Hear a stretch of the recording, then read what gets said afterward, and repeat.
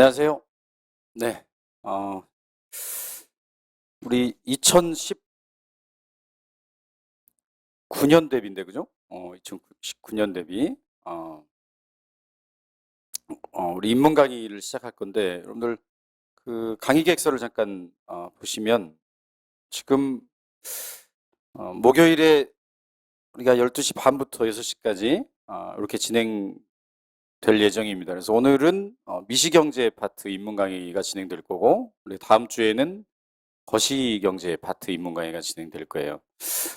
그래서 여러분들이 이제 경제학이라는 게 좀 상당히 어렵기 때문에 처음에 입문할 때 기본적으로 경제학이 어떤 과목이고 무엇에 대해서 다루는 과목이고 또 여러분들 시험을 해서 어떻게 준비를 해야 되는지 이런 것들을 좀 접해볼 수 있는 강의라고 여러분 생각하면 되겠습니다.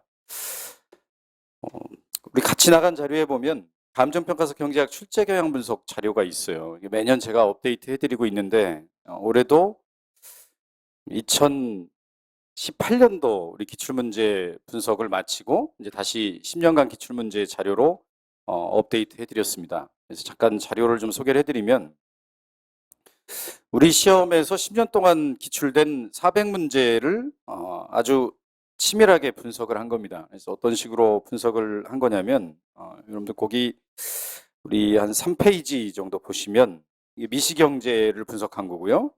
그러면 A, B, C급 이렇게 돼 있을 겁니다. 그리고 7페이지 보시면 또 이제 거시경제 이렇게 돼 있는데 우리 미시경제 파트만 우선 놓고 보면 3페이지에 우리 경제학에 나오는 여러 가지 주제와 아이디어들 중에 시험에 나오는 출제 포인트가 있어요. 그걸 아주 세세하게 나눈 다음에 실제로 10년 동안 우리 시험에 어떤 문제가 나왔는지를 일일이 다 체크해 본 거예요. 그 표가 여기 보시면 2009년도부터 2018년도까지 예를 들어 독점 기업에 관한 문제가 몇 문제가 이렇게 나왔는지 하나하나 다 체크를 해본 겁니다.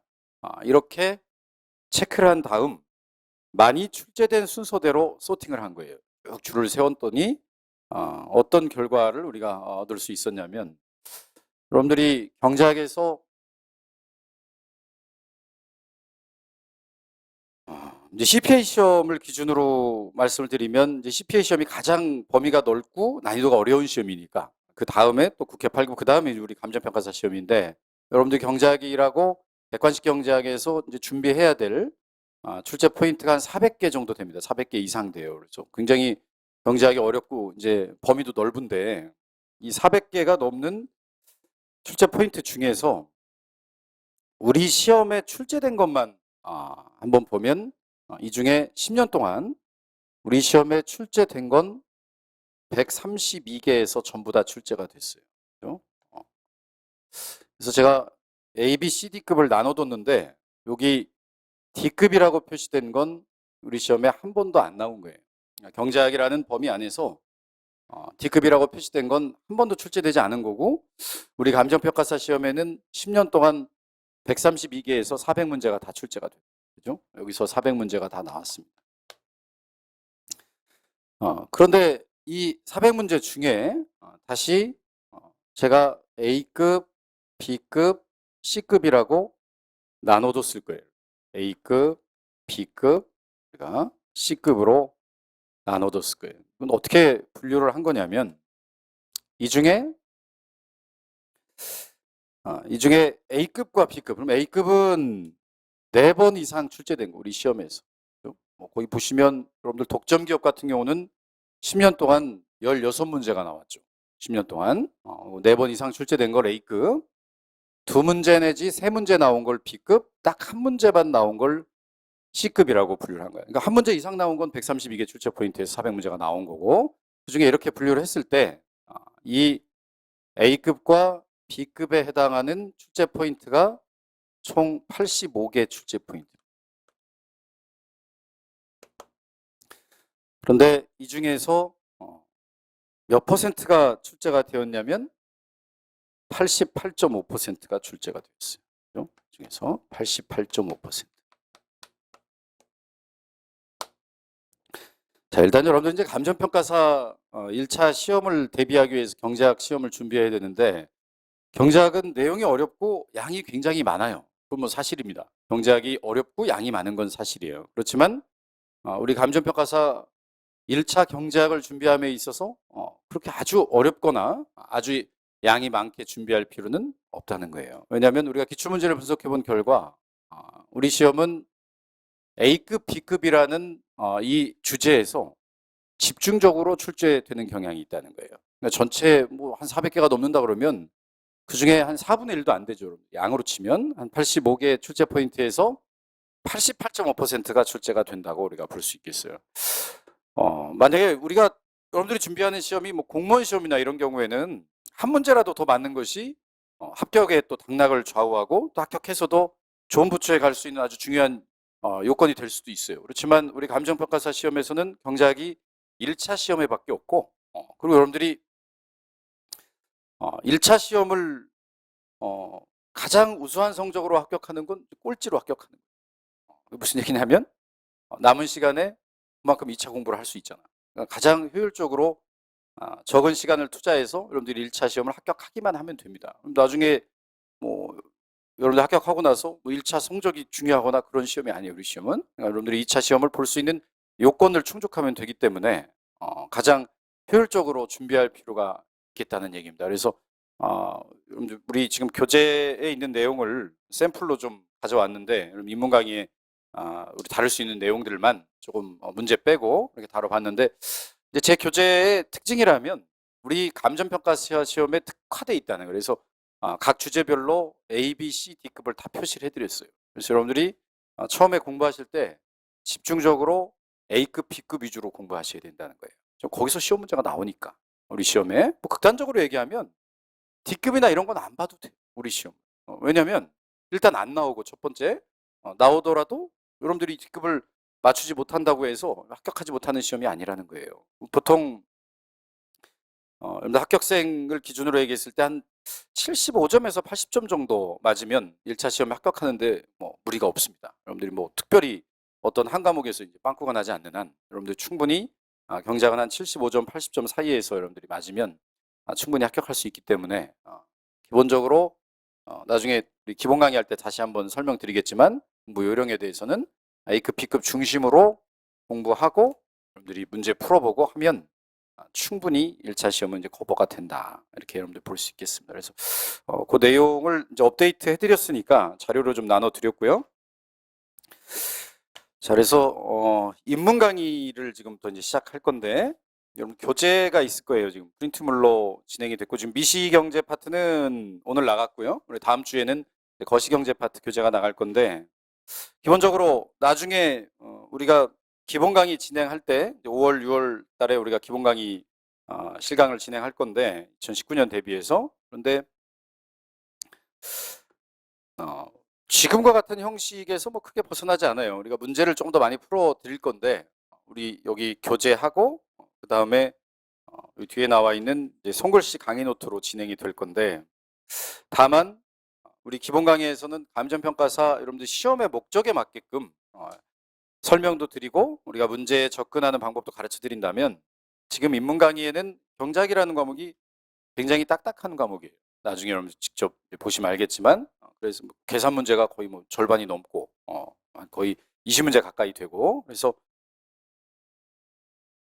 우리 입문 강의에서는 경작이라는 것이 어떤 과목이고 무엇에 대해서 다루는 것인가 여러분들이 큰 틀을 가지고 경작을 바라볼 수 있게끔 그렇게 강의를 해드리려고 합니다. 그래서 제가 이제 고민을 해봤어요. 입문 강의 한 4회 정도 강의 분량으로 여러분들에게 어떤 강의를 해드릴 수 있을까. 근데 이게 분량이 굉장히 많아요. 경제학이. 그래서 미시경제학이 무엇에 대해서 다루는 거고 여러분들이 어떻게 공부를 해야 되는가에 대해서 우리가 전체적인 틀, 미시경제학의 전체적인 틀을 여러분들이 확립할 수 있도록 그렇게 일단 강의를 해드리려고 하고 거시경제학은 굉장히 현실경제와 밀접하게 관련이 있어요. 우리가 이 현실에서 이루어지고 있는 다양한 현상들에 대해서 거시경제학적인 분석 방법으로 분석하는 분석의 툴이 있습니다. 그래서 그 분석의 툴을 기준으로 여러분들이 적어도 현실에서 일어나고 있는 이런 문제에 대해서 이런 사건에 대해서 여러분들이 한번 생각해 볼 수 있게끔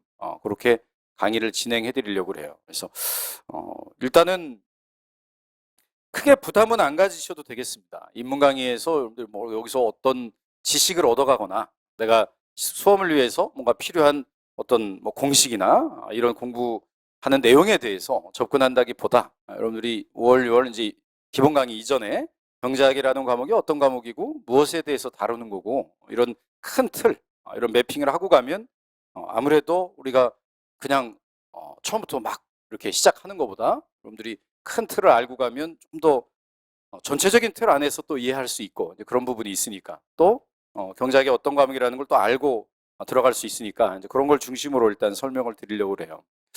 뭐 여러분들 중에는 이제 동영상 들으신 분들도 있으니까 뭐 경제학을 한 번쯤 접해본 분들도 있을 거예요. 그죠? 뭐 대학교에 다닐 때 뭐 교양 과목으로 들어보셨다든가 아니면 뭐 고등학교 때 사회경제 시간에 경제를 잠깐 보셨다든가 뭐 그런 분들이 있을 때는 아니면 또 혹은 경제학이라는 건 처음 들어보는 우리가 수험생들도 있을 건데 기본적으로 경제학은 우리가 미시경제학 오늘은 미시경제학은 무엇에 대해서 다루는 학문일까? 미시경제학이 경제학이 무엇에 관해서 다루는 학문일까라고 물어본다면 여러분들은 무엇이라고 답할 수 있겠어요?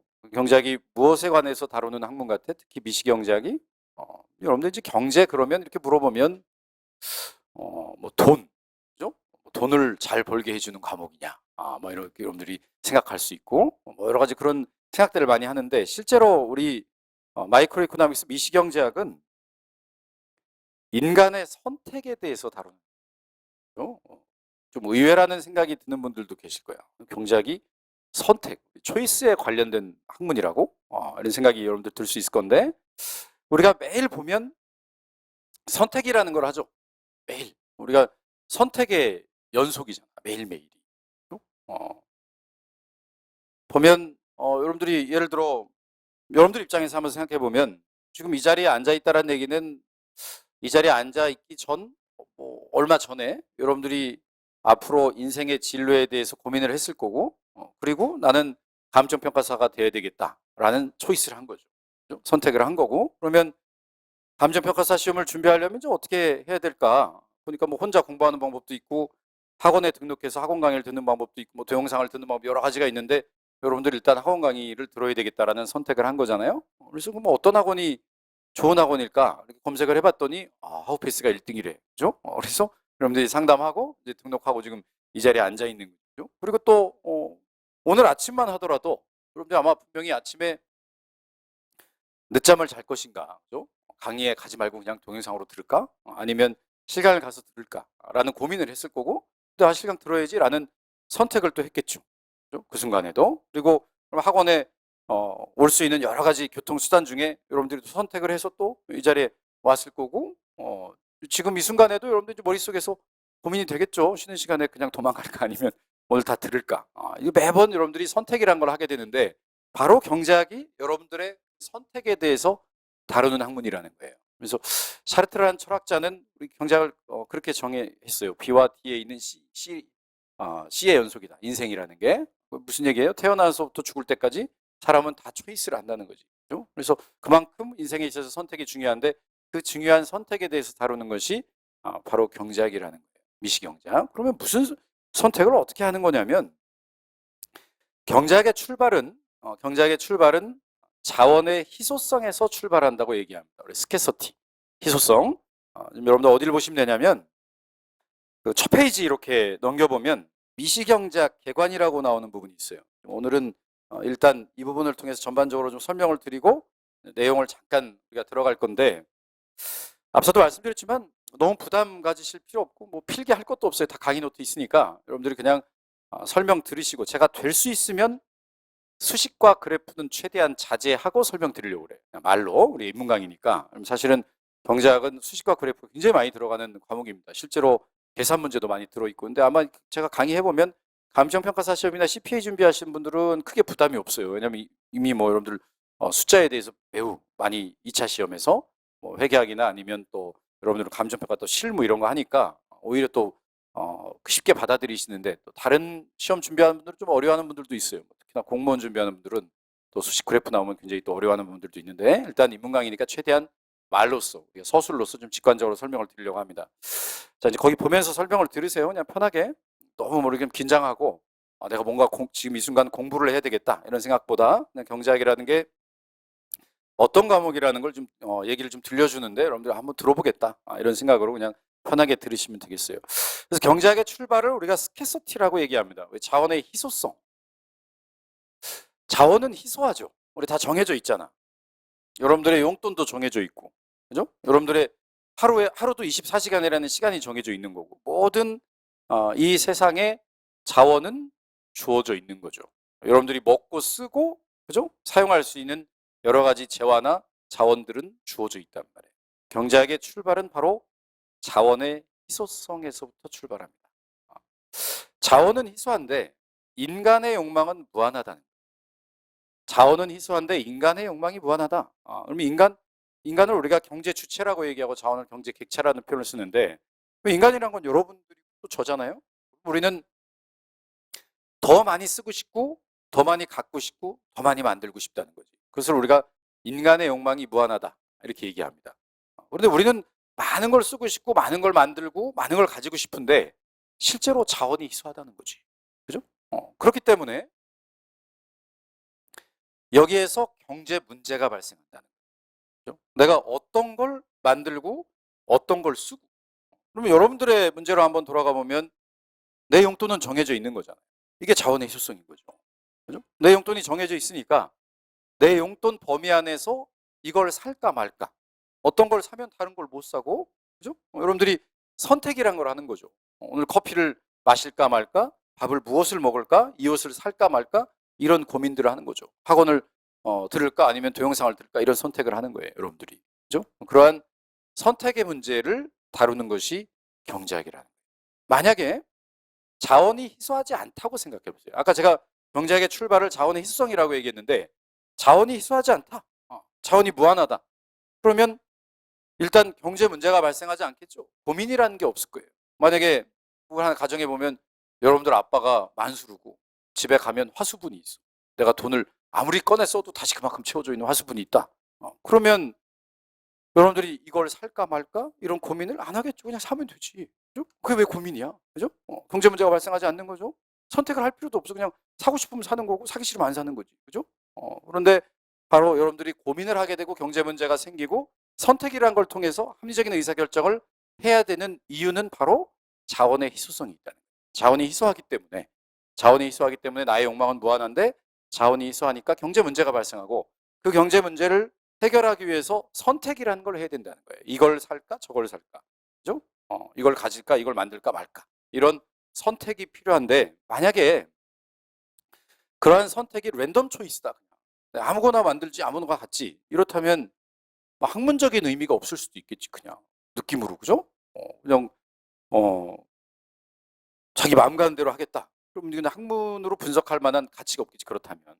그럼 경제학에서 말하는 선택은 어떠한 선택에 대해서 분석하는 거냐면 얼마나 합리적인 선택을 할 것이냐. 나의 주어진 예산 제약하에서 내가 가진 돈 범위 내에서 내가 X제도 사고 Y제도 사고 커피도 먹고 밥도 먹는데 얼마나 그러면 합리적인 선택을 할 수 있을까? 그 합리적인 선택에 대해서 다루는 것이 미시경제학이에요. 미시경제학을 한 단어로 얘기해라. 그럼 선택. 그러면 조금 더 넓게 얘기해라. 그럼 합리적인 선택. 좀 더 풀어서 얘기해라. 그러면 자원의 희소성하에서 인간의 욕망은 무한하고 경제 문제가 발생하고 그 문제를 해결하기 위해 합리적인 선택을 통해서 이를 해결하는 것을 배우는 것이 바로 경제학이다. 근데 실제로 앞서도 말씀드렸지만 여러분들은 매일매일 선택이라는 걸 하고 있어요. 앞서 여러분들 소개해드린 그런 선택들. 오늘 다 점심도 드시고 오셨을 건데 그럼 점심 메뉴를 무엇으로 먹을까? 라는 것도 고민해서 선택을 했을 거고 또 점심 먹고 커피를 마실까 말까 고민해서 또 선택이라는 걸 했을 거란 말이죠. 근데 여러분들이 선택을 할 때 경제학에서 말하는 대로 자원의 희소성하에서 가장 효용을 극대화하는 방법으로 선택하지는 않을 거예요. 그냥 여러분들의 느낌, 촉 아니면 늘 하던 대로 여러분들의 직관에 맡겨서 그러한 선택을 할 건데 그러한 선택이 합리적인 선택이라는 걸 보여주는 게 바로 경제학에서 미시경제학에서 다루는 내용입니다. 그러면 이 합리적인 선택, 레셔널 초이스를 하나의 단어로 말해봐라. 만약에 딱 한 단어로만 말해봐라 그러면 efficiency입니다. 효율성. 가장 효율적인 선택에 대해서 다루는 것이 경제학이에요. 그래서 미시경제학을 하나로 표현해봐라 그러면 정말 딱 한 단어를 얘기해봐라. 미시경제학 가장 중요한 효율성입니다. 좀 더 풀어서 얘기해라 그러면 합리적인 선택에 대해서 다루는 것이 바로 앞으로 여러분들이 미시경제학에서 다룰 내용들이에요. 5월 6월 기본 강의 가면 지금 제가 말씀드린 이 범위 안에서 미시경제학이 전반적인 틀로 구성된 세부적인 내용들을 하나하나 배울 거예요. 우리가 자원이라 하면 뭐 노동, 자본, 그죠? 자원, 또 뭐 이런 것들, 기술, 뭐 이런 것들을 우리가 자원이라고 볼 수 있는 건데, 이런 거는 우리가 인간이 사용하는 것들이죠. 그래서 경제 객체라고 부르고 인간을 경제 주체라고 불러요. 그런데 미시경제학에서 다루는 시장이 있는데, 미시경제학은 크게 여러분들의 선택에 대해서 다루는 거니까 두 가지 시장에 대해서 분석합니다. 어떤 시장이냐면 일단 생산물 시장, 재화 시장이 있어요. 생산물 시장, 재화 시장.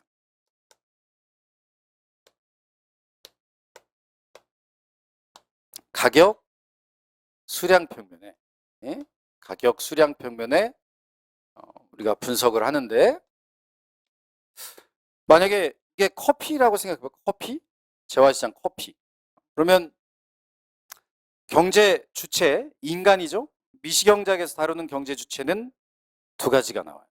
첫 번째는 가게, 그죠? 여러분들이죠. 가게와 개인, 가게와 기업의 문제를 다룹니다. 가게의 선택, 기업의 선택에 대해서 다루는 것이 미시경제. 어떤 선택? 합리적인 선택. 그런데 가게는 여러분들이잖아요. 여러분들은 아까 이게 커피 시장이라고 얘기했으면 커피를 공급하는 사람이에요. 커피를 판매하는 경제 주체예요. 아니면 커피를 구매하는, 커피를 수요하는 경제 주체. 커피를 사죠. 가게는 재화시장에서 커피를 사는 구매자, 수요자입니다. 커피의 구매자, 수요자예요. 그런데 커피는 누가 만들어? 우리가? 기업에서 만들죠. 기업에서 커피를 만들어서 기업은 어떻게 커피를 재화시장에 판매하죠. 공급자라고 얘기해요.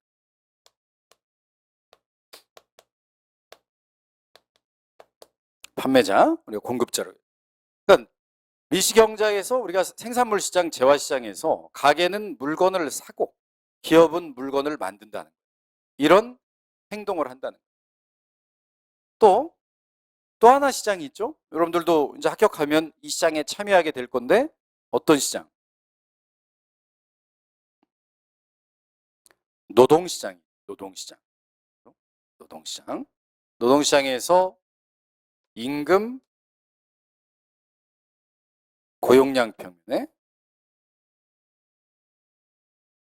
그럼 가게는 재화시장에서는 물건을 사지만 노동시장에서, 여러분들 노동시장에는 여러분들 노동에 참여하니까 노동을 사는 사람이에요. 노동력을 파는 사람.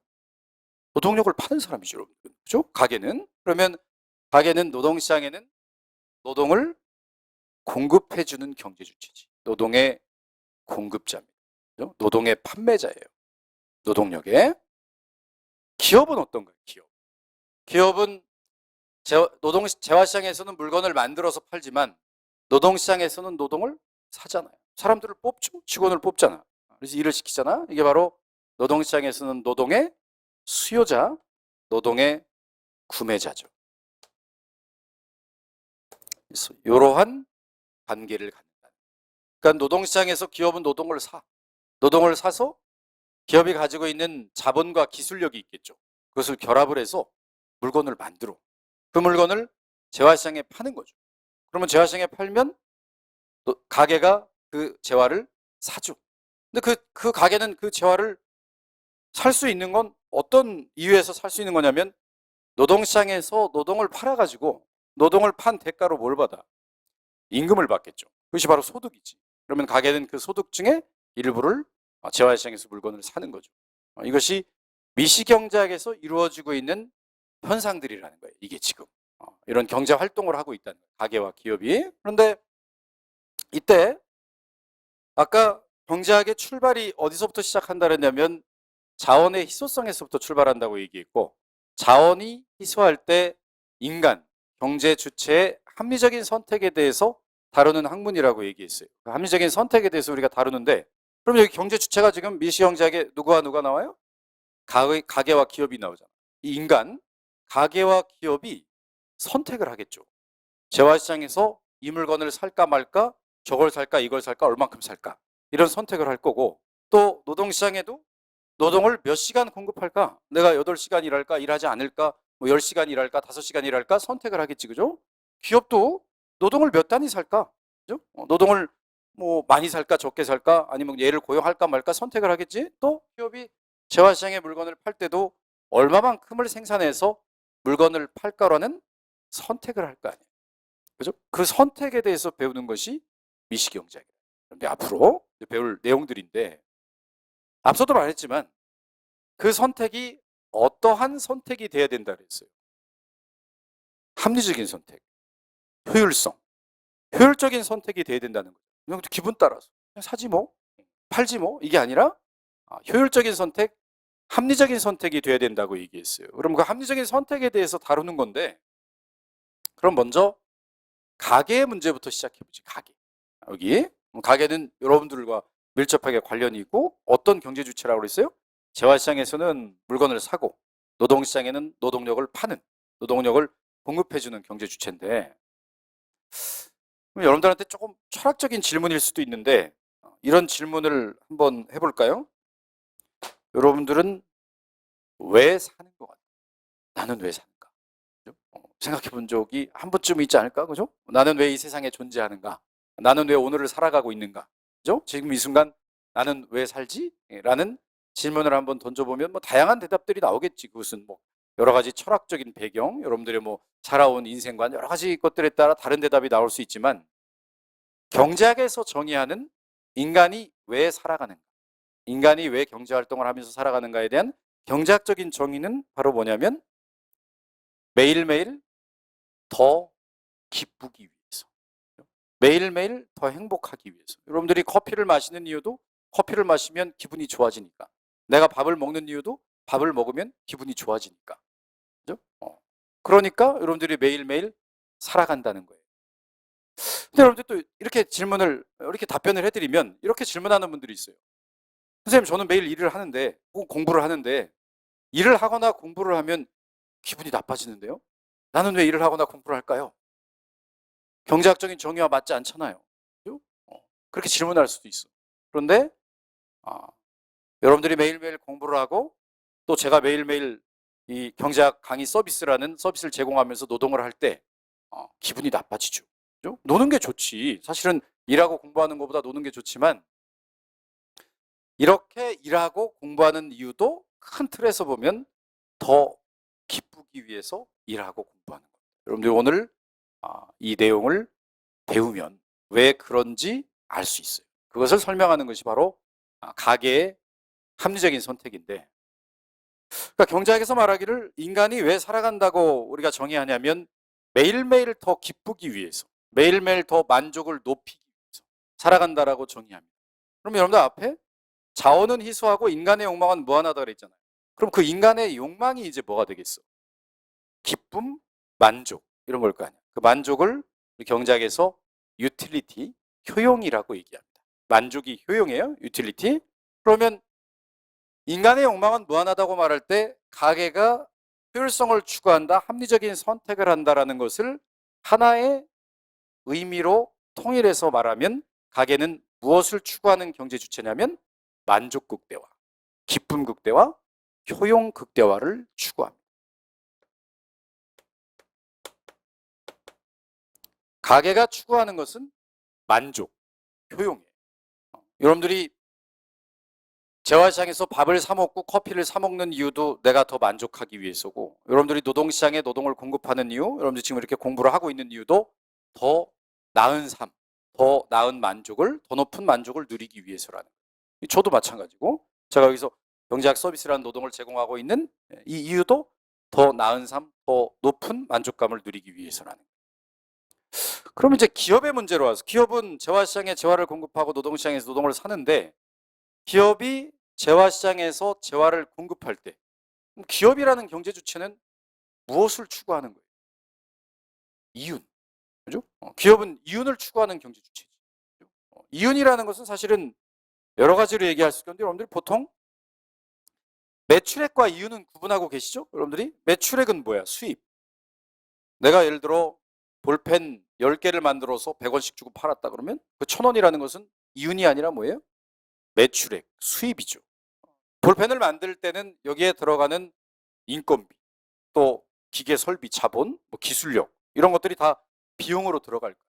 아까 말한 그 수입 매출액에서 무엇을 빼준 게 비용을 빼준 게 이윤이잖아요. 기업은 바로 무엇을 추구하는 경제 주체냐면 이윤을 가장 극대화하는 경제 주체입니다. 그죠? 이윤을 가장 극대화하는 경제 주체예요. 그러니까 우리가 앞서 정의하기를 자원은 희소할 때 인간의 욕망은 무한하고 합리적인 선택을 통해서 이를 해결한다라고 말할 때 합리적인 선택을 다른 말로 표현하면 가계는 어떻게 합리적인 선택하는 거고 자신의 만족 극대화, 효용 극대화를 통해 합리적인 선택을 하는 거고 기업은 이윤 극대화를 통해서 합리적인 선택을 하는 거. 그냥 막 생산하는 게 아니라 자신의 이윤을 가장 극대화하는 선택을 하겠다는 거. 이게 바로 미시경제학에서 다루는 합리적인 선택과 관련된 의사결정입니다. 그래서 여러분들이 앞으로 이 의사결정 구조를 좀 더 체계적이고 좀 더 치밀하게 분석해 나갈 건데 지금 인문 강의에서는 그 정도의 치밀함은 요하지 않습니다. 그냥 여러분들이 어떤 것이 효용극대화 원리고 어떤 것이 이윤극대화 원리인지만 정확히 알고 있어도 보면 미시경제학 처음부터 끝까지 미시경제학은 큰 이 툴 안에서 시작해서 여기서 끝납니다. 이게 전부예요. 가계의 효용극대화, 기업의 이윤극대화예요. 자, 그럼 이제 하나씩 조금 더 부연해서 설명을 해보면 재화시장에서 여기 재화시장에서 가계는 재화를 어떻게 한다 그랬어요? 재화를 수요한다고 얘기했습니다. 가격, 수량 평면에 재화를 수요한다 그랬어요. 그러면 여기 커피 시장을 한번 예를 들어볼까요? 커피 시장이다. 그럼 보통 여러분들이 이 정도는 아마 한 번쯤 들어보셨을 거예요. 재화의 수요 곡선이 우하향한다 라는 거. 그럼 이것의 의미가 뭐냐? 재화를 수요하는 건 누구예요? 가게. 가게가 재화를 사는데 커피를 사는데 수요 곡선이 우하향한다는 것은 커피 가격이 2,000원이면 내가 커피를 한 잔 먹었는데 커피 가격이 1,000원으로 하락하니까 커피를 3잔 먹어. 자, 이걸 우리가 그냥 우하향하는 수요 곡선, 뭐 다른 말로 수요의 법칙이다 이런 표현도 쓰는데 이걸 그냥 딱 한 단어로 얘기하면 여러분들이 늘 일상 하고 있는 행동이에요. 싸면 더 산다. 커피 가격이 싸면 커피를 더 많이 먹는다. 여러분들이 알고 있는 익히 알고 있는 상식적인 지식이 뭐 지식이라고 할 것도 없이 그냥 여러분들이 일상 하고 있는 행동들이죠. 여러분들의 선택이잖아요. 그럼 여러분들한테 경제학을 배우지 않은 여러분들한테 물어보면 왜 커피 가격이 싸지면 2,000원에서 1,000원으로 하락하면 커피를 더 먹어요? 라고 여러분들한테 물어보면 여러분들은 왜 이런 질문을 하지 나한테? 라는 생각이 들면서 당연히 싸니까. 그게 정답이죠. 싸니까 커피를 더 많이 먹는 거 아니에요? 그것이 바로 여러분들의 직관입니다. 그러니까 앞서 얘기했지만 여러분들의 의사결정이라는 걸 여러분들의 선택을 할 때 미시경제학에서 말하는 이런 복잡한 구조를 다 통해서 방정식을 넣고 그걸 푼 결과 내가 커피를 몇 잔 더 먹고 이게 아니라 그냥 여러분들은 평소에 커피 가격이 싸지면 커피를 더 먹는 거예요. 여러분들의 직관적인 행동인데 그 직관적인 행동의 결과가 합리적인 선택의 결과 효율적인 의사결정이었다는 것을 보여주는 경제학은. 그죠? 그러면 경제학을 배우고 난 다음 여러분들 이제 경제학을 배우기 전에는 커피가 싸면 왜 더 먹어요? 커피가 하락하면 더 먹어요? 싸니까 라고 생각했던 여러분들이 그 직관적인 생각을 경제학에서는 어떻게 표현하냐면 커피 가격이 하락했을 때 커피를 더 먹는 이유는 여러분들의 어떠한 선택의 결과 합리적인 선택의 결과. 2,000원일 때는 한 잔을 먹다가 1,000원일 때는 3잔을 먹는다는 거예요. 그걸 조금 더 우리가 깊이 들어가서 얘기해 보면 아까 가게의 합리적인 선택을 뭐라고 그랬어요? 효용극대화. 그러면 가게가 여러분들이 나의 만족을 극대화한 결과, 커피 가격이 2,000원일 때는 한 잔 먹는 게 나의 만족을 극대화했던 거고, 커피 가격이 1,000원으로 하락했을 때는 커피를 3잔 먹는 것이 나의 만족을 극대화하니까 커피를 더 많이 마시게 된다라고 말할 수 있다는 거죠. 지금 여기서 얘기한 이 효용 극대화 원리에 대해서 배우는 것이 바로 여러분들 소비자 이론의 결론입니다.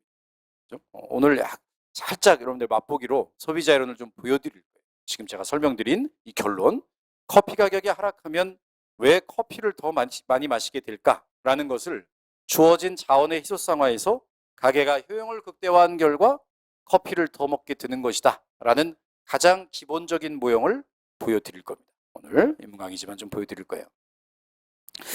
조금 더 엄밀하게 우리가 분석하는 것은 잠시 후에 소비자 이론에 가서 하기로 하고, 가장 직관적으로 그러면 여러분들한테 한번 설명드려보면 이런 원리가 있다는 거예요. 어떤 원리가 있냐면, 내가 가진 용돈 범위 안에서, 이것은 자원의 희소성이죠. 내가 가진 용돈 정해져 있다는 것이 바로 자원의 희소성이고, 내가 가진 용돈 범위 안에서 내가 커피도 사 먹어야 되고 밥도 사 먹어야 돼. 내가 내 용돈 범위 안에서. 이것이 바로 선택인데, 그런데 커피 가격이 싸졌어요. 지금 내 용돈도 그대로고 밥 가격도 변하지 않았는데 커피 가격만 싸진 거야. 그러면 첫 번째 내가 느끼기에 어떤 효과가 있냐면, 밥 가격은 그대로인데 커피 가격이 싸졌으니까 밥에 비해서 상대적으로 커피가 싸진 걸까요? 비싸진 걸까요? 싸진 거지. 밥과 커피를 비교했을 때 밥 가격은 그대로인데 커피 가격만 싸졌으니까 밥에 비해 커피가 싸진 거죠. 거꾸로 얘기하면 밥은 가격은 그대로지만 커피에 비해서 밥이 싸진 거예요? 비싸진 거예요? 비싸진 거지. 상대적으로 커피 가격은 상대적으로 저렴해진 거고 밥은 상대적으로 비싸진 거죠. 그럼 사람들은 어떻게 행동하려고 하냐면, 상대적으로 싸진 건 더 많이 소비하려고 하고 상대적으로 비싸진 건 더 적게 소비하려는 경향이 있다는 거예요. 그러면 커피 가격이 2,000원 하다가 1,000원으로 하락하면 어떤 효과가 생기냐면, 사람들은 상대적으로 비싸진 밥은 줄이고 상대적으로 저렴해진 커피를 더 많이 먹으려고 한다는 거예요. 밥을 커피로 대체하려는 효과가 있다. 이게 대체 효과입니다. 그죠? 커피 가격이 싸지면 상대적으로 싸진 커피를 더 많이 먹고 상대적으로 비싸진 밥을 줄여서 커피로 대체하려는 효과. 그러니까 이 중에 한 잔에서 3잔으로 늘어난 효과 중에 하나는 어떤 효과가 있냐면, 커피 가격이 하락하면 예를 들어 한 잔에서 2잔으로 늘어나는 효과는 커피가 상대적으로 싸져서 밥을 커피로 대체한 효과라는 거예요. 이걸 우리가 대체 효과라고 부릅니다. 두 번째, 또 어떤 효과가 있을 수 있냐면, 밥이 상대적으로 싸졌기 때문에 커피가 상대적으로 싸졌기 때문에 커피를 더 많이 먹는 효과도 있지만, 그 효과만 있는 게 아니라 또 이런 효과도 있어요. 보통 우리가 재화를 구분할 때 경제학에서 정상재와 열등재라는 표현을 써요. 한번 좀 들어보신 표현일 수도 있는데, 우리가 정상재라는 건 소득이 증가하면 그 재화 소비가 늘어나는 재화, 이걸 우리가 정상재라고 정의합니다. 여러분들이 알기로 대부분 다 여러분들이 알고 있는 재화들은 다 정상재죠. 커피도 그렇고 밥도 그렇고 여러분 볼펜도 그렇고, 그죠? 옷도 그렇고 자동차도 그렇고 백도 그렇고, 여러분들이 알고 있는 대부분의 재화들은 다 내가 돈 많이 생기면 이거 많이 사야지 라는 재화들이죠. 많이 먹어야지 이런 재화들이죠. 근데 꼭 그렇지만은 않다는 거예요. 그렇지 않은 재화도 있을 수 있어요. 예를 들어 돼지고기 한번 예를 들어볼까요? 돼지고기. 근데 케이스 바이 케이스인데, 꼭 그러니까 어떤 재화를 두고 이 재화가 무조건 정상재다, 무조건 열등재다라는 건 없어요. 그건 사람들이 느끼기 나름이에요. 예를 들어 돼지고기를 한번 예를 들어 보면, 어떤 사람이 소고기를 좋아해. 돼지고기보다 이 사람은 소고기를 좋아하는 사람이에요. 그런데 주말에 친구들을 만나면 삼겹살을 사 먹어요. 왜? 돈이 없어서. 한우는 비싸니까. 손님 삼겹살 먹고 있는데 갑자기 감정평가사 시험에 합격했어. 합격 통보를 받고 대출 나옵니다. 이제 여러분들 합격하시면. 그리고 대출을 받아가지고 돈이 많이 생겼어. 일단. 그죠? 뭐 미래 연봉도 있지만 일단 돈이 많이 생겼어. 수속이 확 늘은 거죠. 그리고 주말에 후배들 만나서 막 소고기를 사줘. 지금 이 경우에 보면 소득이 증가했죠? 소득이 증가하자 소고기 소비는 늘었지만 거꾸로 얘기하면 돼지고기 입장에서 보면 나를 안 먹어주는 거잖아 이제. 그럼 돼지고기 소비량은 줄어드는 거죠. 돼지고기는 무슨 죄와요? 이 사람에게 열등죄죠. 소득이 증가하면 그 죄와 소비를 줄이는 죄와죠. 돼지고기는. 그러면 돼지고기는 항상 열등죄냐? 아까 제가 케바케라 그랬죠? 사람마다 다르고 케이스별로 다르다 그렇게 얘기했는데 이런 사람도 있을 거예요. 너무 가난해서 식단에 풀만 나와 맨날. 나물하고 풀만 올라와. 콩나물 이런 것만. 그런데 갑자기 이번 달에 소득이 많이 생겨서 주말에 가족들하고 돼지고기를 구워 먹었어.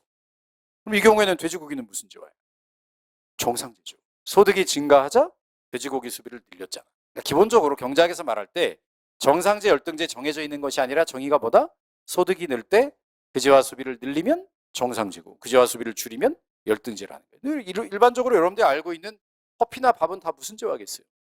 정상죄겠죠. 그러면 이러한 정상죄인 커피의 경우에 지금 다른 소득이나 다른 재와 가격은 그대로인데 커피 가격만 싸진 거죠.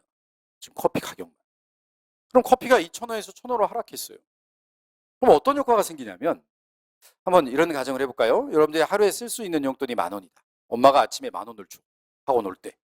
그런데 커피 가격이 2,000원일 때 여러분들이 이 10,000원이라는 돈을 가지고 다 커피에 올인한다. 나는. 그럼 어제 커피 가격이 2,000원일 때 집에 들어갈 때 커피 몇 잔을 사갈 수 있었어요? 5잔. 10,000원 가지고 어제는 나의 실질 소득이 커피 5잔이었어. 그런데 오늘 커피 가격이 2,000원에서 1,000원으로 하락하자 커피 가격이 하락하자 나의 실질 소득이 어떻게 변하게 되냐면 엄마가 아침에 10,000원을 줬는데 저녁에 커피 사갈 때 몇 잔 사갈 수 있어요? 10잔. 어제는 몇 잔? 5잔. 오늘은 10잔. 그러면 커피로 만약에 가지고 있다고 생각할 때 나의 실질 소득, 나의 소득이 늘어난 거야, 줄어드는 거야? 늘어난 거죠. 그러니까 두 가지 효과가 있는 거예요. 커피 가격이 싸지면 커피가 상대적으로 싸지는 효과도 있지만 나의 실질 구매력, 실질 소득이 늘어나는 효과도 있다는 거예요. 그러면 커피는 무슨 재화니까? 사람들이 느끼기. 정상재니까 내 소득이 늘었을 때 커피 소비를 어떻게 하려고 하겠어요? 늘리려고 하겠지.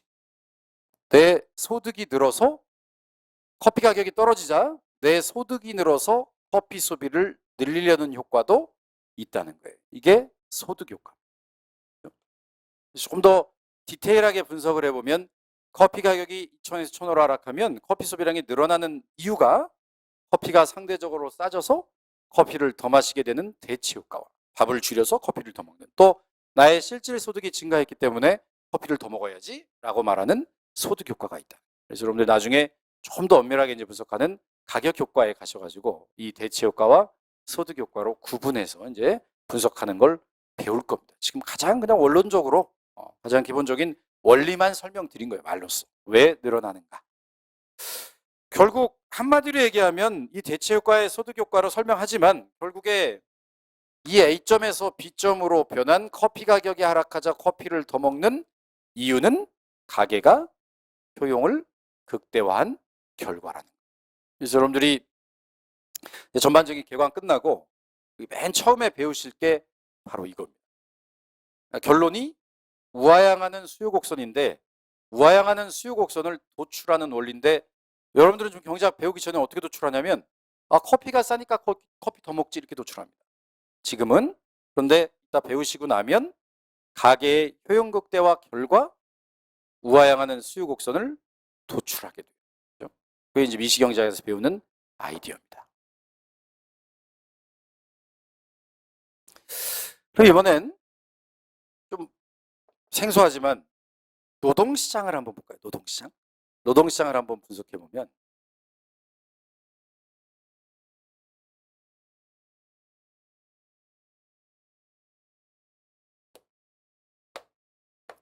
여기 임금,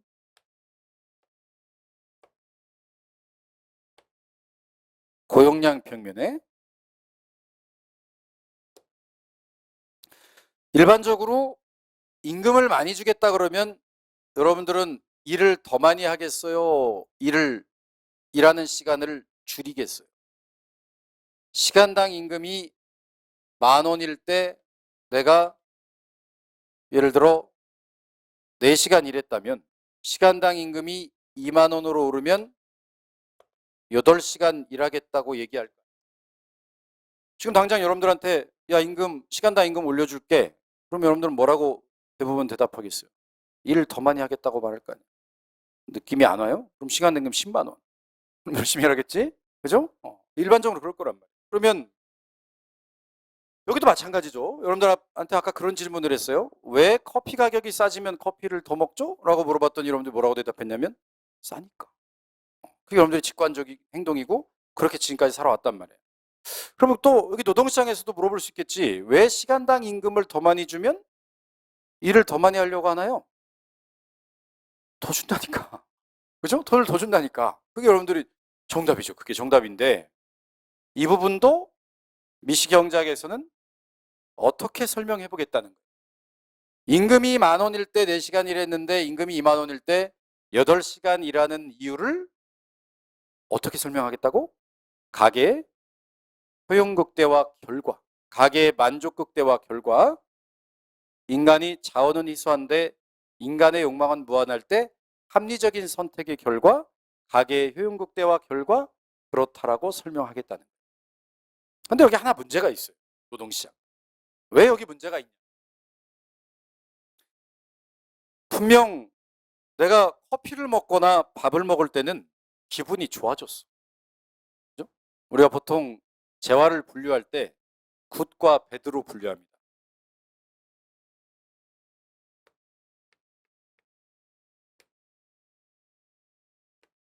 이걸 재화, 이걸 비재화라고 표현하기도 해요. 굿과 배드인데 정의가 굿은 재화는 어떤 걸 소비하면 할수록 기분이 좋아지는 것들. 여러분들이 익히 알고 있는 것들 있죠. 그죠? 커피를 마시거나 밥을 먹거나 백을 사거나 자동차를 사거나 이런 것들, 옷을 사거나 이런 건 다 굿이죠. 그런데 이 세상에는 배드도 있어요.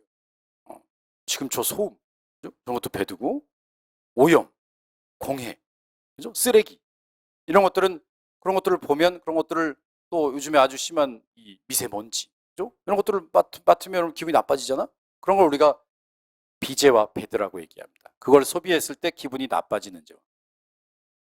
아주 멀리 있지 않아요? 지금 여러분들이 하고 있는 거. 경제학 공부. 기분 좋아요? 나쁘잖아. 그죠? 노는 게 좋지. 비재화. 또 제가 하고 있는 거. 노동. 그죠? 강의 서비스라는 노동. 이것도 이런 것들을 소비하면 기분이 나빠지는 거죠. 대신 여가. 리저는 기분 좋은 거죠. 그죠? 그러니까 여가는 굿이고 노동은 뭐야? 배드란 말이야. 그런데 이 설명만 듣고 나면 말에 어폐가 있는 것 같아요. 왜냐하면 인간이 효용을 극대화하기 위해서 임금을 올렸더니 노동 공급을 늘린다는 말이 이해가 안 되는 거지. 그죠? 일을 하면 기분이 나빠지는데 왜 이게 효용 극대화야? 라는 생각이 들을 수도 있어요. 그렇지만 아까 경제학의 출발이 자원의 희소성. 만약에 자원이 희소하지 않다면 이런 최적 노동 공급 시간을 여러분들의 만족을 극대화하는 노동 공급 시간을 논하는 것 자체가 의미가 없어요. 아까도 얘기했지만 여러분들한테 하루에 몇 시간 일할래? 라고 물어봤을 때 고민을 한단 말이에요. 고민을 하는데 자원이 희소하지 않다면 그런 고민이 필요가 없는 거죠. 아까 똑같은 상황을 한번 대입해볼까? 아빠가 만수르고 집에 가면 화수분이 있어. 뭐하러 일해? 그죠? 그걸 왜 고민해? 그냥 노는 거지 평생. 여러분들 왜 감정평가사 되려고 힘들게 이렇게 고민하고 있어요? 자원이 희소하니까 하루는 24시간이고 나에게 예산 제약이라는 게 존재하니까 내가 선택을 하는 거란 말이에요. 바꿔 얘기해서 만약에 자원이 희소하지 않다면 최적 여가 시간은 몇 시간이겠어요? 무한대지 무한대. 그냥 인생을 놀다가 가는 거죠. 그런데 왜 일하려고 하냐면 자원이 희소하기 때문이라는 거예요. 그래서 우리가 이 부분을 노동이라는 것이 일을 하면 할수록 기분이 나빠지는 배드기 때문에 이 배드로 분석하는 것이 좀 어려우니까 어떤 방법을 쓰냐면 하루는 24시간이라는 시간 제약에도 직면해 있죠. 그죠? 여러분들 인생은 영원히 살지 않잖아. 우리 언젠간 죽잖아요. 시간 제약에 직면해 있고, 하루는 24시간이라는 시간 제약 하에서 여러분 시간을 나눠서 써야 되는데, 일하는 데 쓸 수도 있지만 노는 데 쓸 수도 있을 거 아니야. 레이버 오 리저죠. 내가 놀거나 일하거나. 24시간 중에 일하는 시간은 노동 시간, 일하는 시간 뺀 시간은 다 여가 시간이라고 간단하게 가정해 봅시다. 그러면 내가 노동과 여가를 선택하는 거죠. 하루 중에. 그런데 중요한 건 하루는 24시간이라는 시간 제약이 있다. 그러면 만약에 여러분들의 효용을 가장 극대화하는 노동 공급 시간, 그럼 와닿지 않지만 여러분들의 효용을 가장 극대화하는 여가 시간, 그러면 이해가 되죠. 여가는 굿이니까. 나의 효용, 나의 만족을 가장 극대화하는 여가 시간이 예를 들어 하루 중에 14시간이다. 그게 나의 만족을 가장 극대화한다? 그러면 여러분들의 만족을 가장 극대화하는 노동 공급 시간은 몇 시간이에요? 10시간인 거죠. 하루는 24시간. 내가 만족을 가장 극대화하는 여가 시간이 14시간 놀았다는 얘기는 10시간 일했다는 얘기죠. 그렇죠? 또 하루 중에 나의 만족을 가장 극대화하는 최적 여가 시간이 10시간이었단 말은 14시간 일했다는 얘기고. 그래서 효용을 가장 극대화하는 최적 여가 시간을 찾는 방법을 통해 노동 공급 시간을 결정합니다. 그렇죠? 이것은 시간 제약에 직면해 있기 때문에 인간이. 그러면 아까는 우리가 커피 가격을 하락했을 때라고 분석을 했잖아요. 이 노동시장에서는 여가의 가격을 올려볼 건데, 이제 여러분들이 기본 이론 들어가시면 나중에 첫 시간에 기회비용이라는 걸 배울 거예요. 기회비용. 기회비용이라는 것이 뭐냐면 내가 지금 이걸 하지 않았다면 다른 것을 했을 때 얻을 수 있는 효용 중에서 가장 큰 것. 이게 기회비용의 정의입니다. 그럼 예를 들어 지금 여러분들이 여기 경제학 강의 들으려고 앉아 있는데 내가 1시간 동안 이 강의 듣지 않고, 여러분들 할 수 있는 것들은 굉장히 많죠. 밖에 나가서 뭐 남자친구 여자친구랑 영화를 볼 수도 있고, 한강에 가서 텐트 치고 낮잠을 잘 수도 있고, 집에서 TV를 볼 수도 있고, 그죠? 아니면 뭐 친구랑 커피숍에서 수다 떨 수도 있고, 이런 많은 대체 가능성이 있는 일들 중에 여러분들의 만족을 가장 크게 하는 것, 그것의 가치, 그게 기회비용. 그러면 지금 아까 하루는 24시간 중에서 여러분들이 선택할 수 있는 것이 무엇과 무엇이라고 그랬어요? 여가와 노동이라고 그랬잖아요. 그러면 여가의 기회비용이라는 것은 여러분들이 지금 예를 들어 저랑 여기서 1시간 동안 놀고 있다고 생각해요. 1시간 동안 여가를 즐기고 있는데, 그럼 이 여가의 기회비용이라는 것은 우리가 1시간 동안 놀지 않고 밖에 나가서 일을 했다면 나에게 얻어줄 수 있는 거 뭐겠어요? 그러면 1시간 동안 일하면 여러분들한테 뭐죠? 시간당 임금. 그 시간당 임금이 바로 여가의 기회비용이라는 거예요. 그것이 여가의 가격입니다. 그죠? 예를 들어 시간당 임금이 10,000원이다. 그러면 여가의 가격이 10,000원입니다.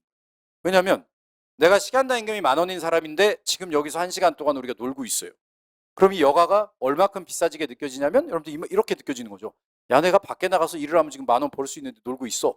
이 느낌만큼 여가가 비싸진 거예요. 그런데 시간당 임금이 10만 원이야 지금 내가. 그런데 지금 여기서 놀고 있어요. 그럼 좀 불안하잖아 지금.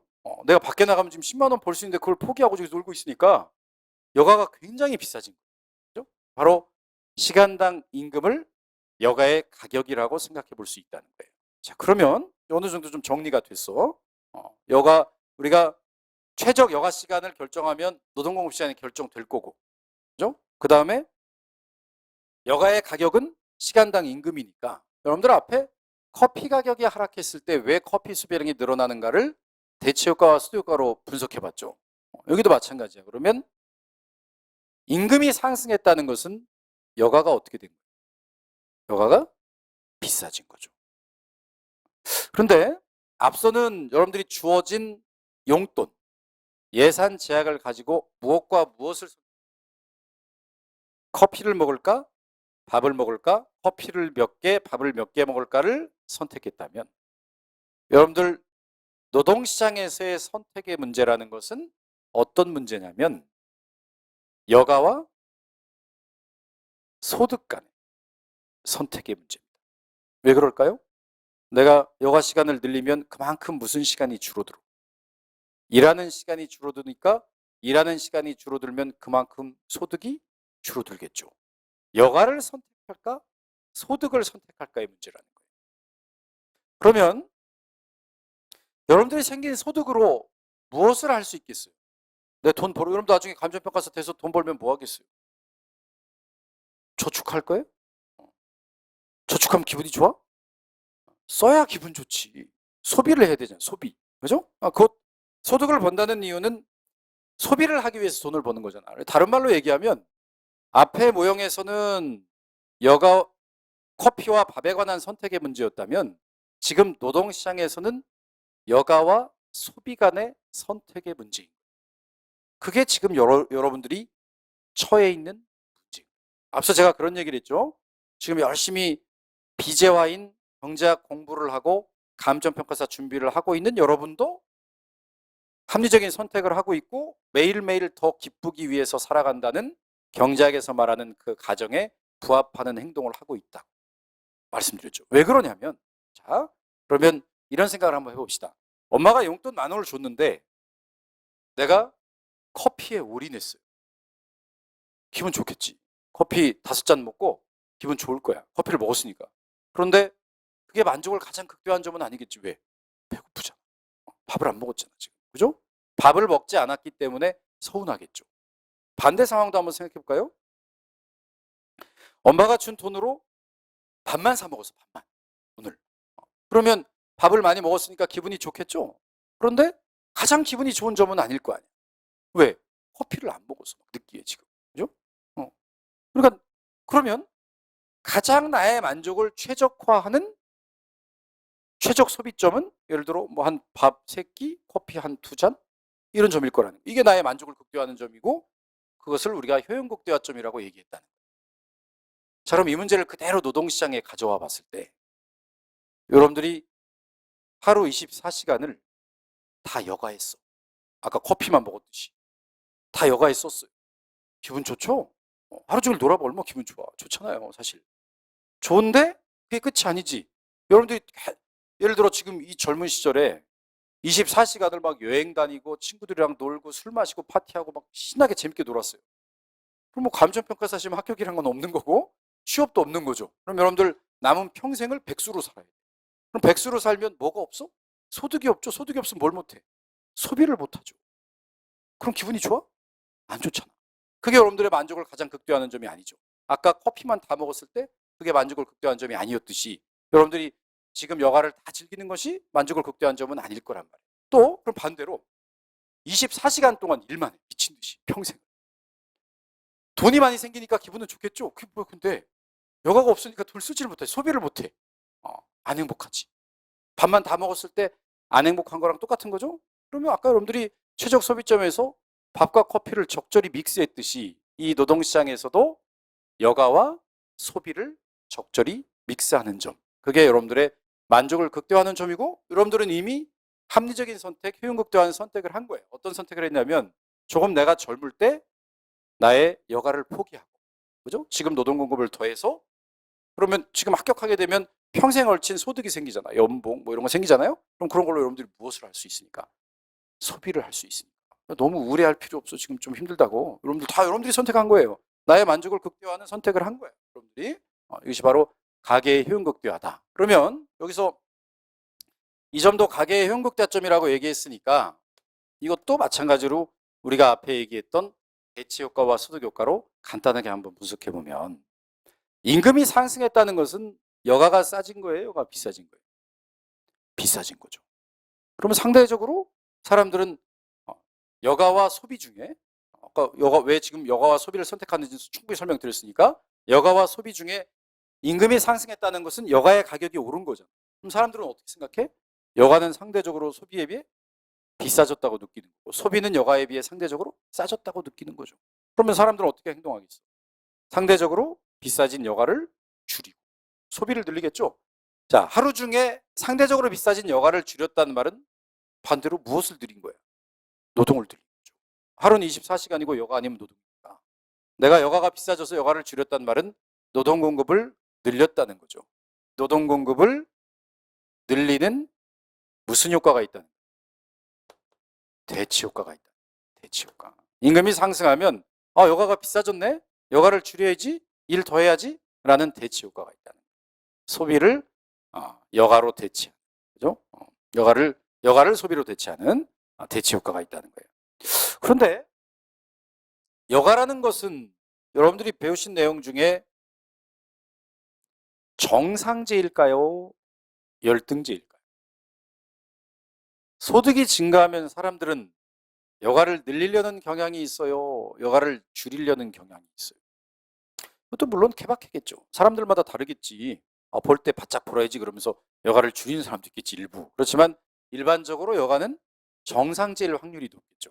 이제 경제학에서 그렇게 서베이가 많은 학문은 아니지만 몇 가지 서베이들이 있어요. 또 이 여가가 정상제인가 열등제인가에 관한 서베이 중에 하나를 보면 어떤 서베이를 해봤냐면, 만약에 저는 골프를 안 치는데 뭐 여러분들하고 저하고 필드에 나가서 만약에 오늘 날씨도 좋으니까 가서 골프를 쳤다. 그러면 이 우리가 지금 필드에 가서 골프를 친 이 행위는 여가겠어요? 레이버겠어요? 여가겠지. 우리가 골프장에 가서 골프를 치면 리저가 됩니다. 그런데 프로골프 선수가 시합에 가서 골프를 치면 이건 뭐야? 노동이죠. 돈 벌려고 노동하는 거 아니야. 그래서 어떤 서베이를 해봤냐면, 전년도 상금 랭킹 탑 10 안에 든 선수들을 다음 연도에 한번 추적해봤어.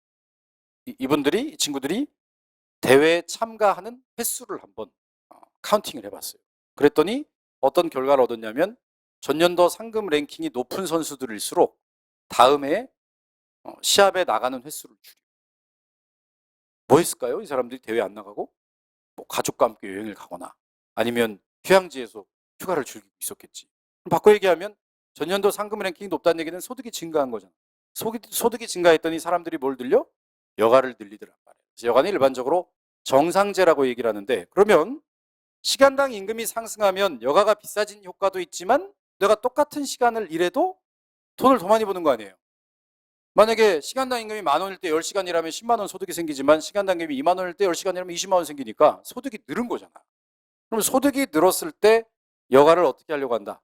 여가를 늘리려고 한다는 거예요. 여가를 늘렸다는 말은 무엇을 줄이는 거야? 레이버를 줄이는 거죠. 그러니까 여기서 대치 효과가 있지만 그거보다 작은 무슨 효과가 있습니다. 줄이려는 소득 효과가 있을 때, 대치 효과가 소득 효과보다 크다면 임금이 상승할 때 노동 공급을 늘릴 수 있겠죠. 어떤 결과? 가계의 효용 극대화 결과. 그래서 이것을 여러분들이 나중에 생산 요소 시장, 여가 소득 선택 모형, 여가 소비 선택 모형 가서 자세히 배웁니다. 지금은 그냥 제가 직관적인 원리만 말로써 설명을 드리는 거예요. 우리 시험에서 이제 계산 문제도 있고 이렇기 때문에 수식으로 어떻게 효용을 극대화하는지 이런 것들을 여러분들이 배우실 거예요. 나중에. 지금까지는 일단 가계 행동에 대해서 봤어. 가계가 어떻게 행동하는지에 대해서 본 거예요. 가계가 재화시장에서 물건을 사고 노동시장에 가서 노동을 공급하는데, 재화시장에서 물건을 살 때도 합리적인 선택, 효용극대화하는 행동을 통해서 물건을 사고, 노동시장에 노동을 공급할 때도 합리적인 선택, 효용극대화하는 의사결정을 통해 몇 시간 일할까를 결정한다 라는 것에 대해서 배웠고, 바로 지금까지 한번 정리한 것들을 한번 보면, 가계 입장에서 한번 보면, 경제학이라는 것은 자원의 희소성화에서 인간의 욕망을 무한할 때 합리적인 선택에 대해서 배우는 거고, 그 합리적인 선택이라는 것은 효율성을 의미하고, 가계는 자신의 만족을 극대화하는 선택이 가장 효율적인 선택일 거니까, 가계가 재화시장에서 몇 단위 물건을 살 것인가에 관한 문제도 효용극대화 원리, 노동시장에 몇 단위 노동을 공급할 것인가의 원리도 효용극대화 원리로 설명할 수 있다는 거예요. 그것이 가계의 행동에 대해서 얘기한 겁니다. 자, 그럼 이번엔 기업의 문제로 한번 와볼까요? 기업.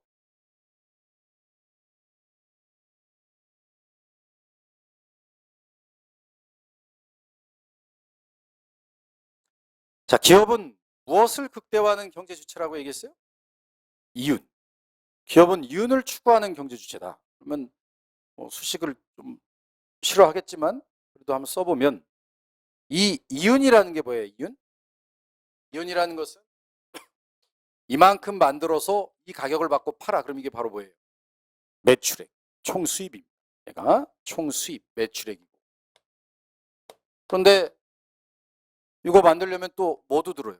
토탈 코스트, 총 비용도 들잖아요. 여러분들 만약에 볼펜 사업을 하고 볼펜 공장을 운영하고 있다 내가. 그러면 볼펜을 만들려면 사람도 채용해서 임금 줘야 되니까 인건비 들어가고, 또 기계 설비도 있어야 되니까 자본 비용도 들어가고, 뭐 기술력도 들어가고 이래야 될 거 아니야. 이게 바로 총 비용이 드는데, 그러면 기업, 여러분들이 만약에 볼펜 만드는 회사를 경영하고 있다. 여러분들의 목표는 뭐야? 일단 기업이니까 이윤 극대화고, 나의 이윤이 가장 커지는 사업을 하고 싶은 거고, 그때 볼펜을 몇 개를 만들어야 나의 이윤이 가장 커질까? 그죠? 를 고민하겠죠. 여러분들이 볼펜을 몇 개를 만들어야 나의 이윤이 가장 커질까를 고민할 거란 말이에요. 여러분들이. 그럼 몇 개를 만들어야 돼요? 이윤 극대화는 볼펜 공급량은 몇 개가 되는 거예요. 자, 여기서 근데 아주 중요한 원리를 하나 배우실 건데, 경작에서 우리가 어떤 상황에 따라 합리적인 선택을 하는 가장 기본적인 방법, 그죠? 이걸 우리가 마지널 띵킹, 마지널 프린시플이라고 얘기합니다. 우리말로 번역하면 뭐 한계적인 원리, 뭐 한계의 원리 이렇게 생각하면 되는데, 하나 더 생산해 보는 거, 이게 한계의 원리입니다. 그러니까 지금 모르잖아요. 나의 이윤 극대화는 볼펜 생산량, 볼펜 공급량이 몇 개인지 모르는 거지, 여러분들이. 그때 어떤 방법을 쓰냐면 한 개 더 생산해 보는 거예요. 자, 그럼 여러분들이 이런 가정을 한번 해볼까? 볼펜 가격은 1,000원이에요. 볼펜 가격은 1,000원. 볼펜 가격은 1,000원인데, 그럼 여러분들이 볼펜 하나를 더 생산하면 여러분들에게 추가적으로 생기는 수입은 얼마인가요? 1,000원이죠. 지금 볼펜을 1,000원에 팔 수 있어. 내가 볼펜 하나 더 만들면 나에게 얼마만큼의 수입이 생기죠? 1,000원만큼 수입이 생기죠. 이걸 우리가 추가적인 수입, 한계 수입이라고 얘기합니다. 볼펜 하나 더 만들었을 때 나에게 추가적으로 생기는 수입의 의미, 이걸 우리가 마지널 레버뉴 한계 수입이라고 얘기를 해요. 그런데 볼펜 하나 더 만들면 한계 수입만 생기나요? 아니면 추가적인 비용도 나가나요? 볼펜 하나 만들려면 사람도 더 채용해야 되고 기계도 그만큼 더 돌려야 되고 거기에 또 기술도 들어가야 되고 하니까 추가적인 비용도 들어갈 거 아니야. 이 추가적인 비용을 마지널 코스트라고 얘기합니다. 한계 비용이라고 얘기를 해요.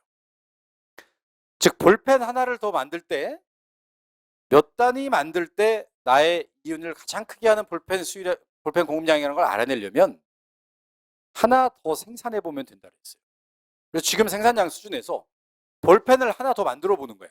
그랬더니 볼펜 하나 더 만들었을 때 추가적으로 생기는 수입은 볼펜 가격 1,000원이라고 할 때 1,000원.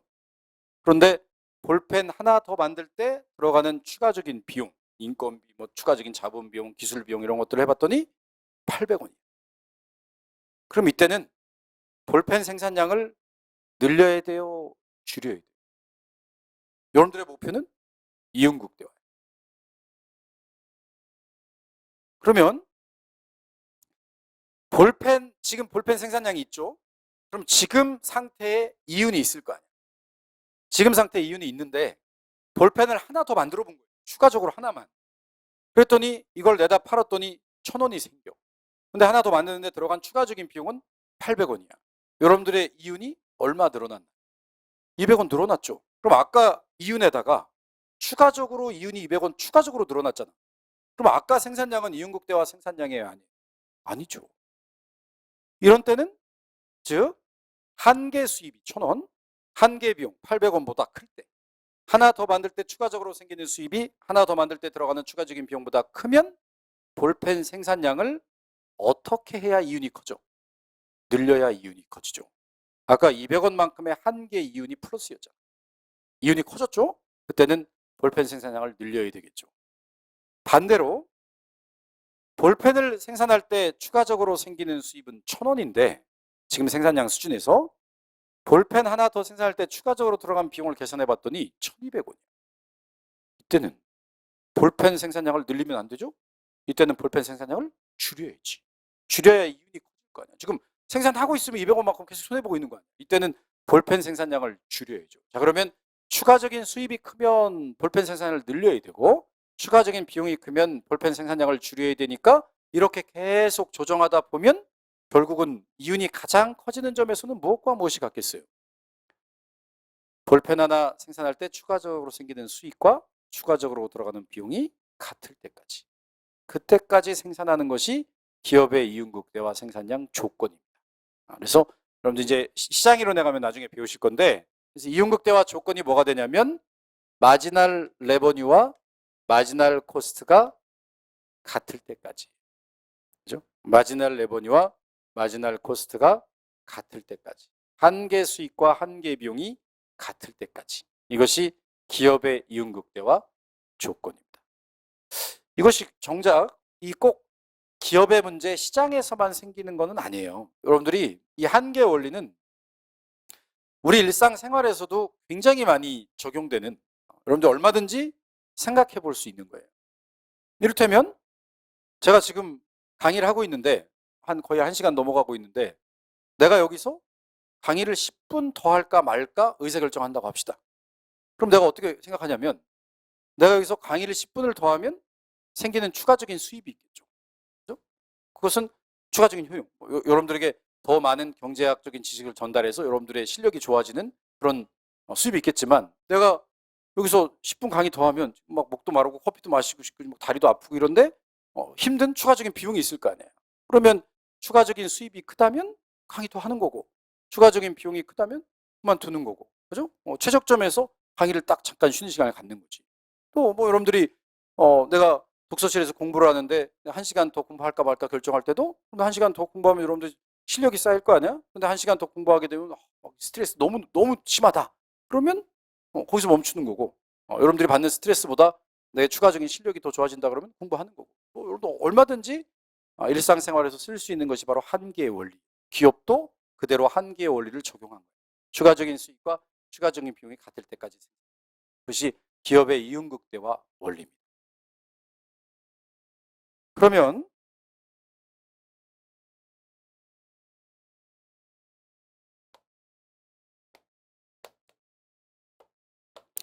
자, 여기 볼펜 시장인데 일반적으로 볼펜의 공고곡선을 그려보면 이렇게 우상향하게 그릴 수 있을 거예요. 볼펜 가격이 1,000원이면 볼펜을 10개 생산하겠지만 볼펜 가격이 2,000원으로 오르면 볼펜을 20개 생산하겠다. 이게 바로 볼펜의 공고곡선의 의미인데, 볼펜 가격이 상승하면, 볼펜 가격이 오르면 볼펜 공급량을 늘리겠다는 거잖아, 기업이. 그럼 여러분들 이제 기업하는 사람이라고 생각해보고 내가 똑같이 질문을 해. 볼펜 가격이 오르면 왜 볼펜을 더 팔려고 그래요? 비싸니까. 그죠? 똑같이 공급자도 비싸니까 더 팔아야지 되는 거 아니야? 그죠? 그렇게 말하겠지. 그게 여러분들의 직관이라고 그랬잖아요. 그런데 경제학에서는 이것을 어떻게 설명하겠다는 거예요? 기업이 가장 합리적인 선택을 한 결과, 기업이 가장 이윤을 극대화한 결과, 볼펜 가격이 상승하면 볼펜 공급량을 늘리겠다고 합리적인 선택으로, 효율적인 선택으로 보여주겠다는 거예요. 그런 것을 우리가 어떻게 보여줄 수 있을 거냐면, 자, 뒤에 가면 몇 가지 가정을 하고 몇 가지 얘기들을 더 여러분들한테 말씀을 드려야 되는데, 첫 번째, 볼펜 하나 더 생산할 때 추가적인 수입이 한계 수입이라고 얘기를 했어요. 우리 나중에 여러분들이 시장 이론에 가면 완전 경쟁 시장이라는 시장을 배워요. 완전 경쟁 시장은 어떤 시장이냐면 제품은 동질적이고 기업의 수가 무수히 많은 시장. 현실은 그런 시장이 없죠. 예를 들어 볼펜 시장만 하더라도 지금 여러분들이 쓰고 있는 볼펜들을 보면 동질적이지 않습니다. 컬러도 다르고 디자인도 다르고 품질도 다르고 다 달라요. 그것이 똑같은 시장. 이 세상에 존재하는 볼펜은 컬러, 퀄리티, 여러 가지 디자인 다 하나다. 그런 시장을 우리가 동질적인 시장이라고 해요. 그리고 기업의 수가 무한대로 있는. 자, 기업의 수가 무한대라는 것이 현실에는 없죠. 그렇지만 어떻게 생각하면 되냐면 볼펜을 파는 기업들이 벌집처럼 지금 다 이렇게 따닥따닥따닥 붙어 있는 시장. 그렇게 생각합니다. 그게 완전 경쟁 시장. 완전 경쟁 시장에서는 개별 기업이 가격을 정할 수가 없어요. 시장에서 수요 곡선과 곡선이 만나는 점에서 그냥 볼펜 가격 1,000원이 결정되면 완전 경쟁 기업은 그 가격을 주어진 것으로 받아들일 수밖에 없어요. 왜 그런지 한번 생각해 보면 지금 시장에서 볼펜이 1,000원에 팔리고 있어요. 근데 우리 집에 들어온 거야 지금 볼펜 사러 소비자가. 볼펜 하나 주세요. 얼마예요? 그랬더니 내가 1,100원. 겁도 없이. 1,100원 그랬어. 그럼 소비자가 어떻게 하겠어요? 자, 아까 어떤 가정을 해서 완전 경쟁 시장은 이 세상에 존재하는 볼펜은 똑같아. 그죠? 품질, 디자인 다 똑같아요. 그리고 완전 경쟁 시장이라는 건 기업의 수가 무한대니까 따닥따닥따닥 다 붙어 있다. 바로 문 열고 나가면 바로 옆에 1,000원에 파는 기업이 있어. 뒤에도 있고 앞에도 있고 다. 그러면 우리 기업은 망하겠지. 그렇게 팔면. 그러니까 얼마에 팔아야 돼? 1,000원. 1,000원보다 낮게 팔 필요는 없죠. 완전 경쟁 시장에서. 그것은 이따 설명드릴 겁니다. 왜 낮게 팔 필요가 없는지는. 그럼 완전 경쟁 기업의 경우에 볼펜 가격을 1,000원으로 주어진 것으로 받아들였기 때문에 하나 더 팔 때 추가적으로 생기는 수입은 무엇과 같겠어요? MR은 한 개 수입은 1,000원과 같을 거 아니에요. 그 1,000원이 뭐였어 아까? 가격이었죠. 가격과 하나 더 판매할 때 생기는 수입은 같을 거 아니에요. 그죠? 볼펜 가격이 1,000원인데 볼펜 하나 더 팔았을 때 생기는 수입이 한 개 수입이고 그 한 개 수입이 1,000원이니까 가격과 같잖아요. 그래서 완전 경쟁 기업의 경우에 한 개 수입과 가격이 같아요. 그러면 완전 경쟁 기업은 무엇과 무엇이 같을 때까지 생산하면 되겠어? 가격과 한 개 비용이 같을 때까지. 추가적인 수익과 추가적인 비용이 같을 때까지 생산하면 되겠죠.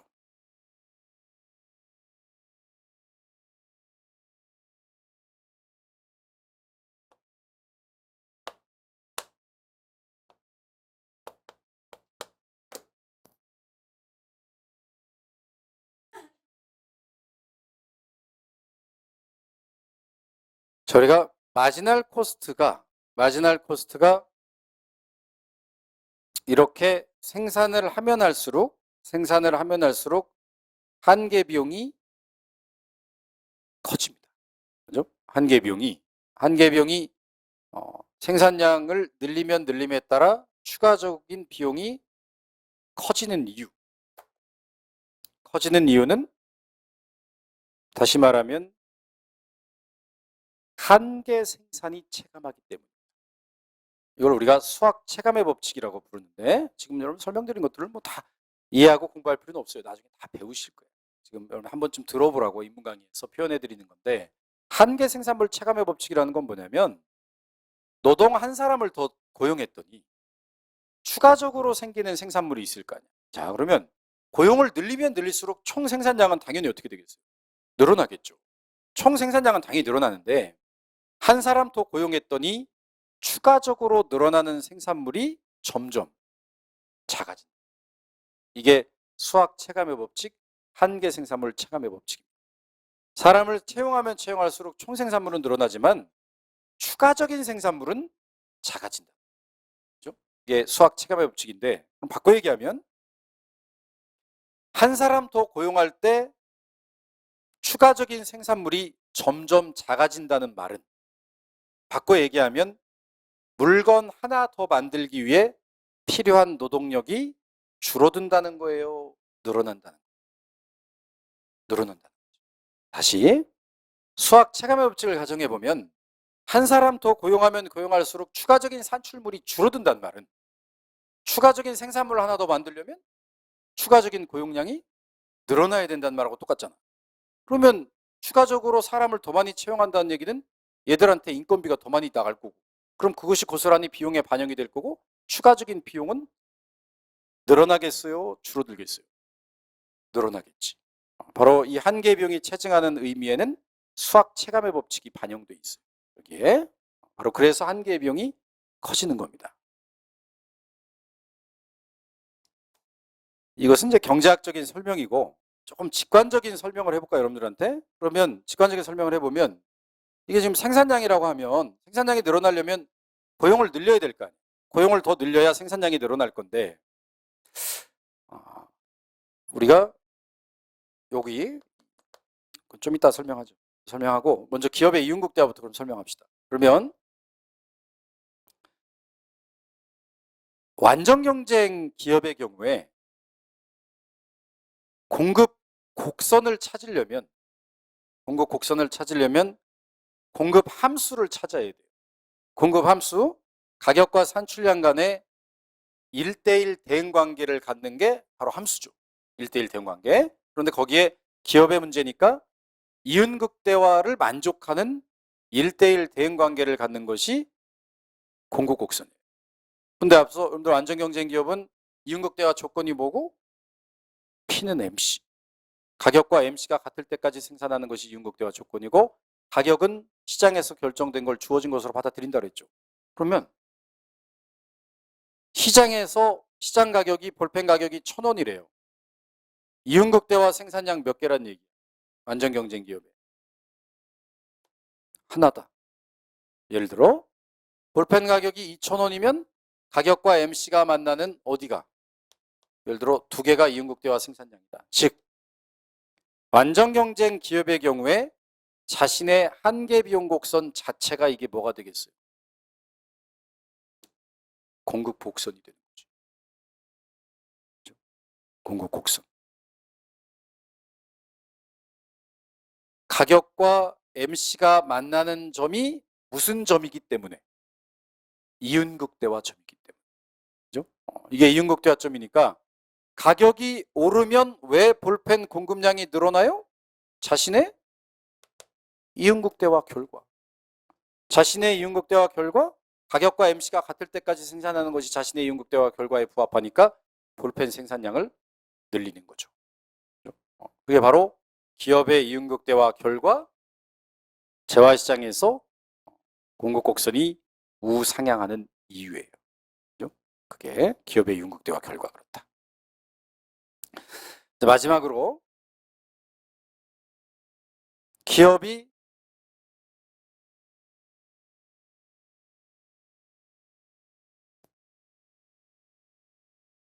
노동시장에서는 노동을 어떻게 한다 그랬어요? 노동시장에서는 노동 산다 그랬죠. 노동을 수요한다 그랬어. 노동시장에. 노동을 수요하는데 그럼 얼마만큼의 노동을 살까요? 기업이? 또 원리가 다른 것이 앞서 재화시장에서는 여러분들이 커피를 먹고 밥을 먹을 때 재화를 수요할 때 몇 개의 커피를 먹느냐라고 물어봤을 때 자신의 효용을 가장 극대화하는 커피를 소비했고 만약에 내가 커피를 더 많이 먹으면 기분이 좋아졌죠. 근데 기업의 문제를 다룰 때는 한 사람 더 채용한다고 해서 기업의 오너가 기분이 좋아지기 때문에 한 사람 더 채용하는 건 아니죠. 노동시장에서 노동을 수요하는 이유는 왜 노동을 사는 거예요? 생각해보면. 만약에 아까 우리가 볼펜으로 넘어가서 만약에 볼펜 시장에서 나의 이윤을 가장 극대화하는 생산량을 구해봤더니 P는 MC에 넣어가지고 구해봤더니 100개야. 예를 들어. 그럼 여러분들은 만약에 볼펜 공장 사장님이라고 하면 몇 개의 볼펜을 만들면 나의 이윤이 가장 커지겠어요? 100개. 그럼 그 100개의 볼펜을 만들기 위해서는 무엇이 필요해요? 100개의 볼펜을 만들기 위한 노동이 필요할 거 아니에요.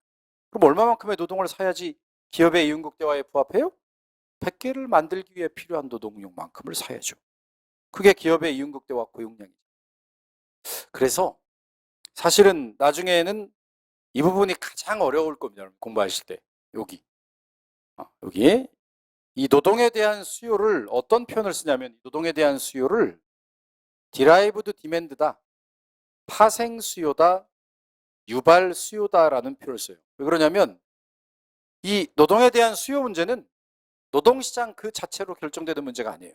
방금 제가 얘기했지만 재화시장에서 여러분들이 이윤을 가장 극대화하는 볼펜 공급량이 100개면 100개를 만들기 위한 노동을 사야 되고 만약에 재화시장에서 이윤극대화 볼펜 공급량이 50개면 50개를 만들기 위한 노동을 사요.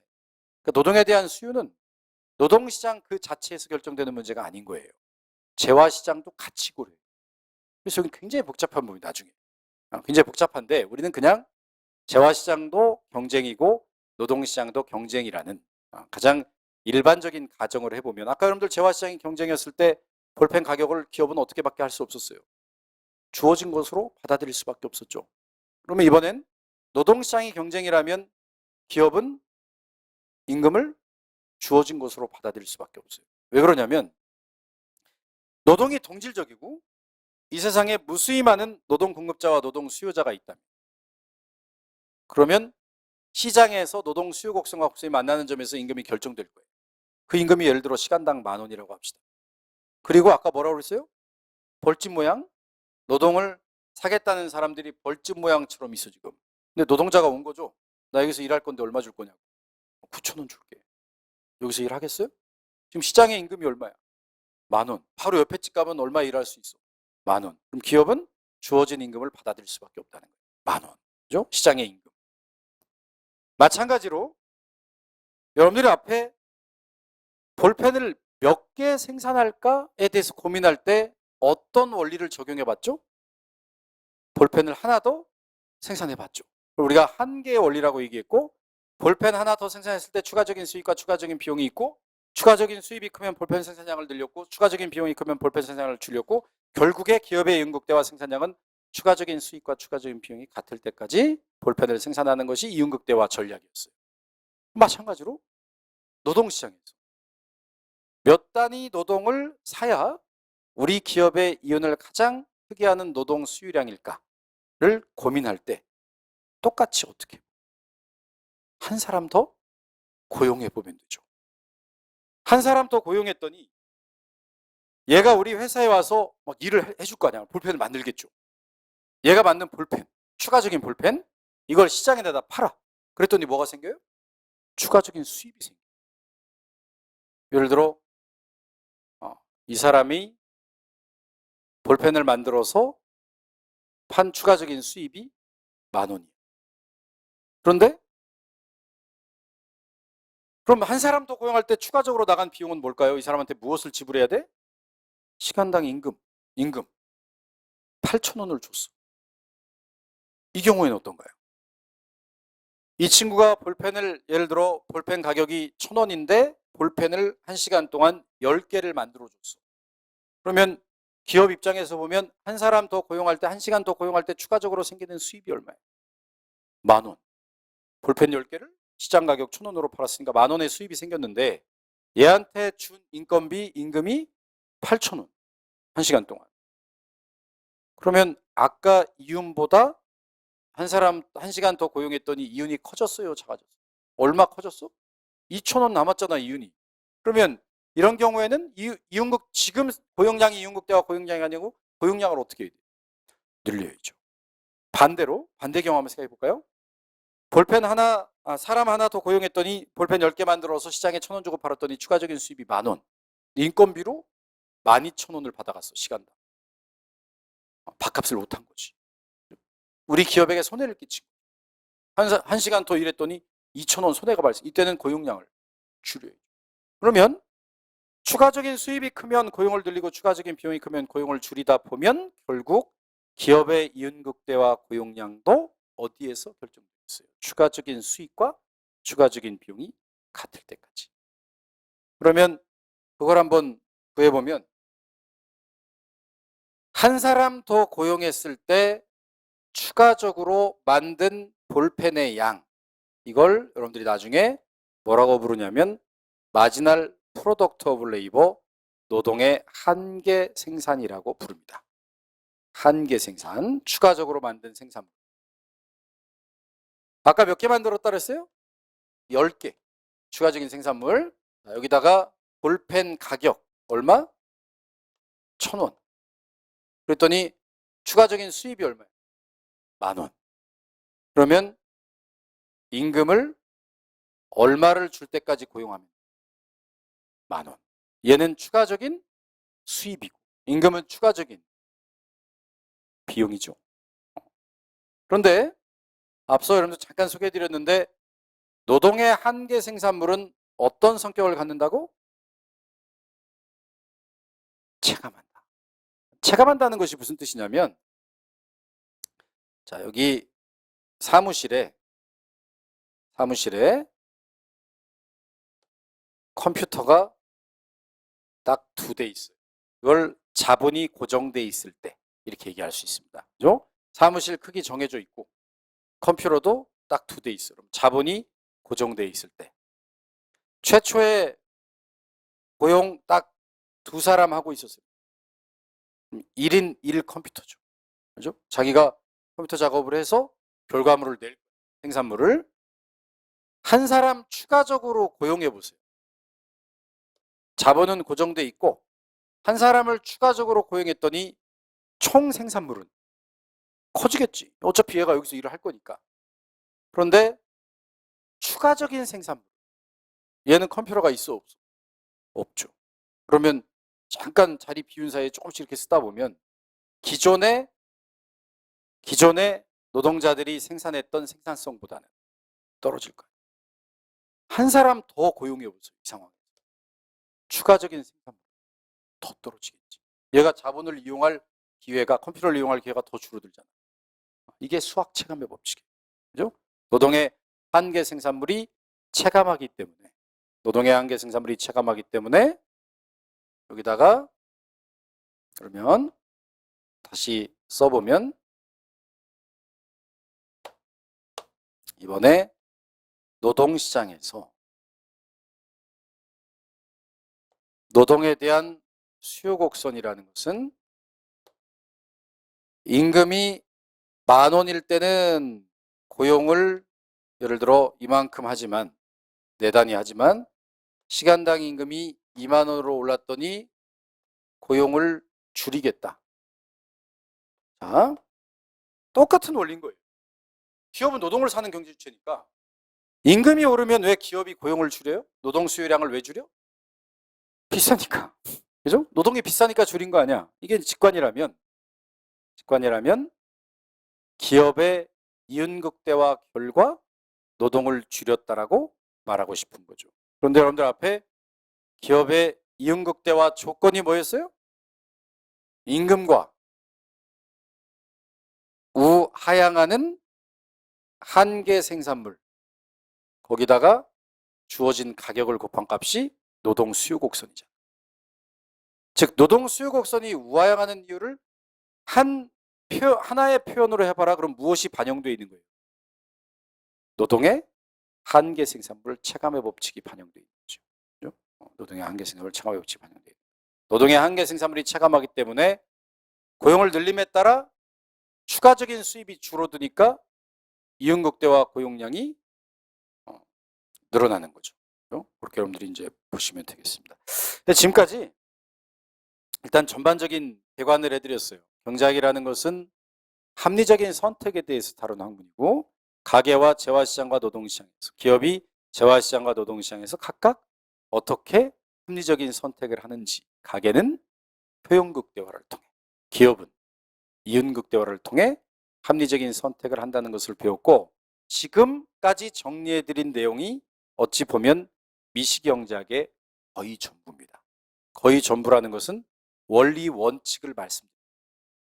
다 A급입니다. 우리 시험에서 지금 설명드린 게 이런 것들을 물어봐요. 물론 여기에 예외가 있어요. 어떤 예외가 있냐면 지금까지 설명드린 것들을 종합해보면 수요 곡선과 공곡선이 만나는 점에서 가장 효율적이고 시장의 힘이 작용하는 것들인데, 이 시장의 힘을 거스르는 것들이 있어. 나중에 배우다 보면 우리가 인문 강의 때는 다루지 않겠지만, 예를 들어 정부가 시장에 개입한다든지 이런 걸 우리가 디스토션, 마켓 디스토션, 시장의 왜곡이라고 부르는데, 뭐 예를 들어 조세나 보증금을 부과한다거나 가격에 태클을 걸어서 가격에 상한이나 하한을 주는 경우에, 이게 바로 시장의 왜곡이에요.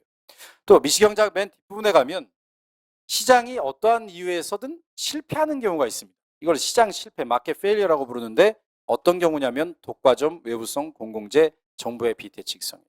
나중에 따로 여러분들이 또 배울 거고, 지금 제 입에서 나온 이런 표현들이 다 A급이에요.